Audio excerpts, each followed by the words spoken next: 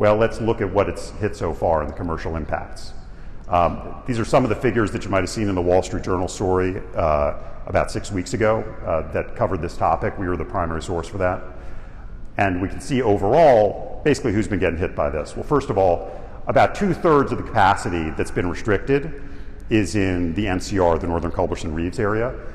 The Gardendale and Stanton are a lot smaller, you can see on here. These are the aggregate figures, and then I'm going to break them down.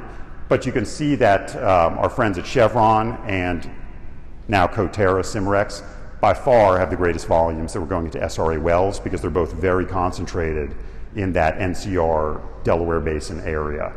Next up is Admiral. I don't know if there's any folks from Admiral here. I've not met them. And then a bunch of others. But for the others following that, it tends to be a pretty small portion of their overall injection. And we'll break these down in more detail. So first, let's look at the NCR area, which is highlighted here with the faults and the seismic events, and the black dots are the SRA wells.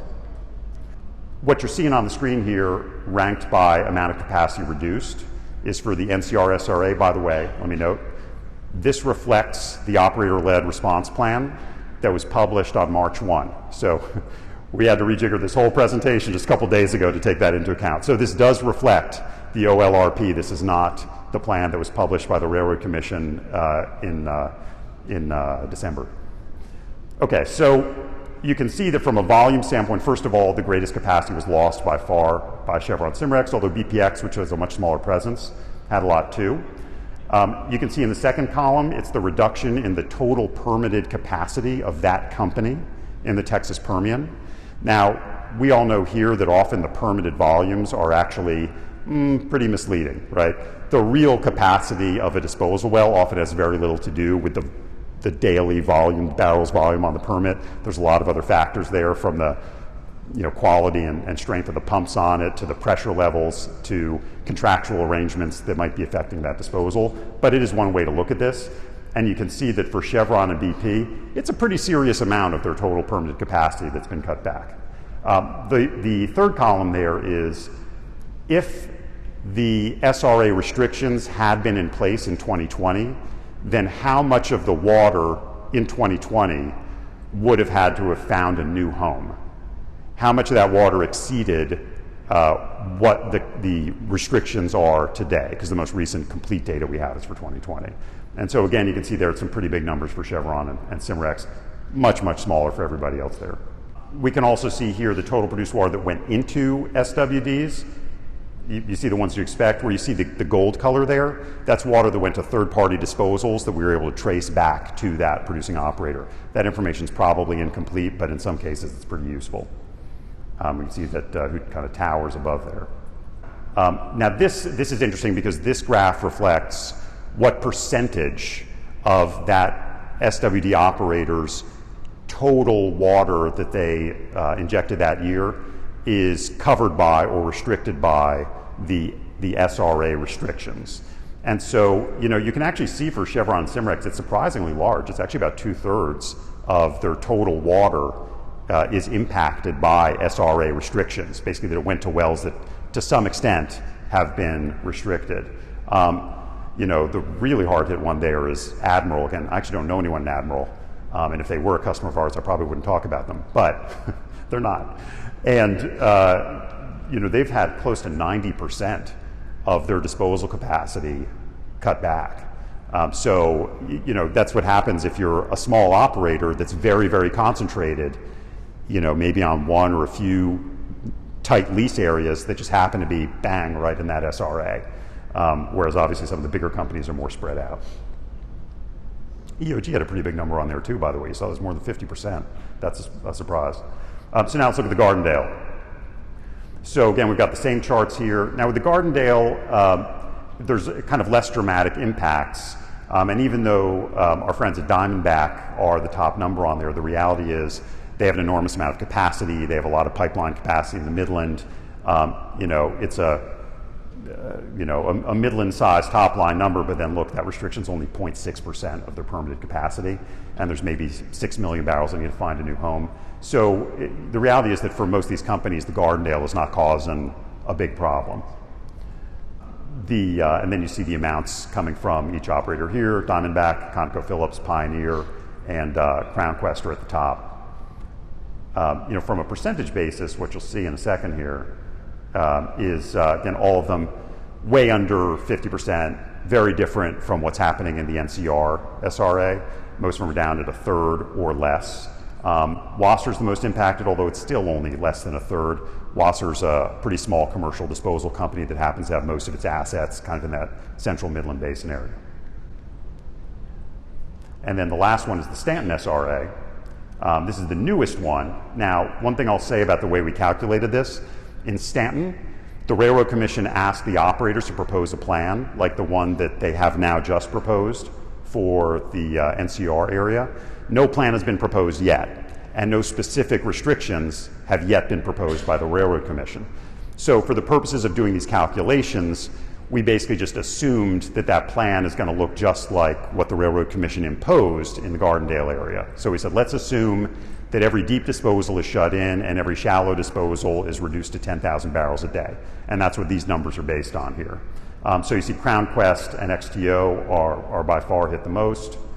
And our friends at Aris happen to have one or a couple of really big commercial disposals that are in that zone. Although compared to their overall capacity. One point I'll make about that, because there's a lot of attention on Aris, of course.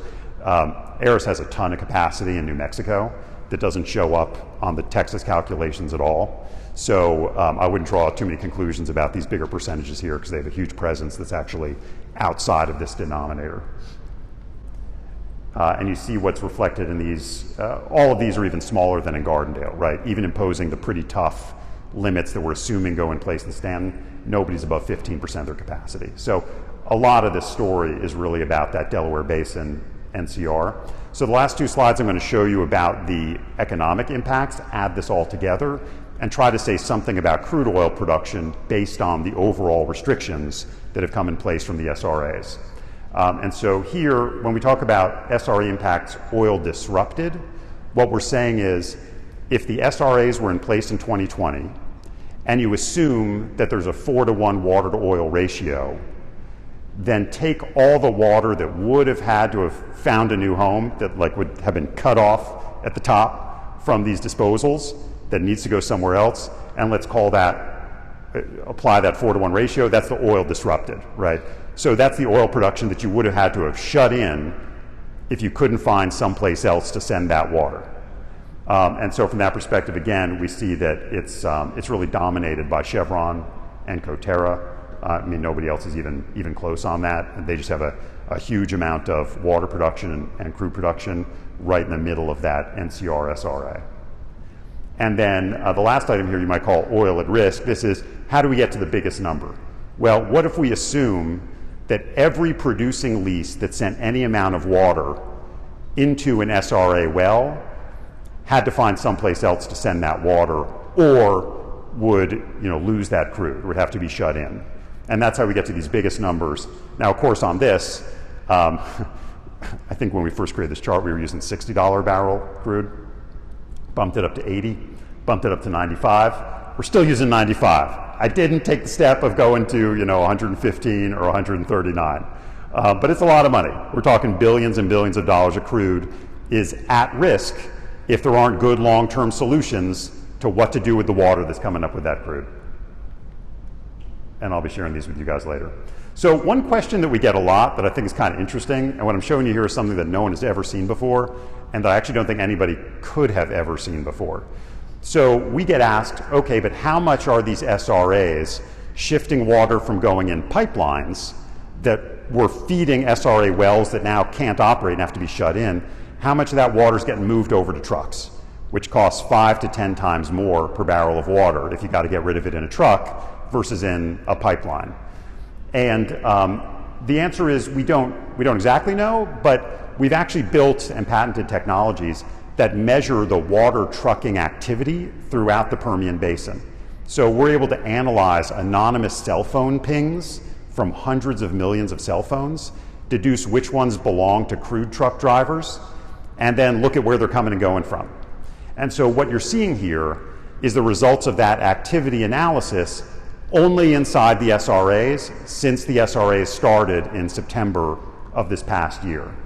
And if you look at the aggregate graph along the bottom, that timeline, you can see, so by the way, the yellow dots are the trucking activity kind of scaled.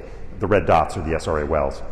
So what you see there is starting from January 1, which is when the first SRA actually became enforced, which was the Gardendale SRA, there actually is a very big increase in water trucking activity inside the SRAs. And I know when we talk to operators, they basically say that's not happening. But to be fair, there's also been a really big increase in frac activity in that same time period. And we did not try to kind of isolate how much of this is associated with frac levels and how much of this is associated with SRA disruptions. So, you know, you can't really draw conclusions off of this, but it is pretty cool.